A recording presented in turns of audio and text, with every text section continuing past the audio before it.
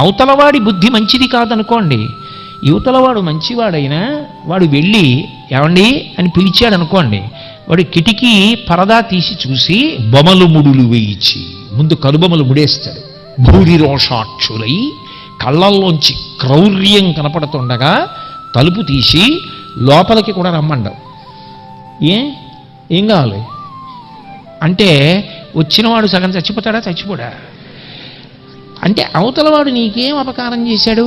అపకారం చెయ్యకపోవచ్చు, ఉత్తినే వస్తాడేంటి, ఏదో మన వల్ల ఏదో కావాలి అందుకు వచ్చాడు అంటాడు.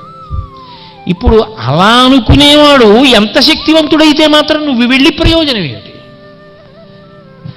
ఆయనకి శక్తి ఉండాలి, నువ్వు దానికి అర్హత పొందని వాడివైతే నీ అనర్హతను క్షమించి నిన్ను మంచి మార్గంలో నడిపించగలిగిన ప్రేమాస్పదుడై ఉండాలి. అవి రెండు అవతలవాడిలో ఉంటే ఆ ముఖం నీకు సుముఖం.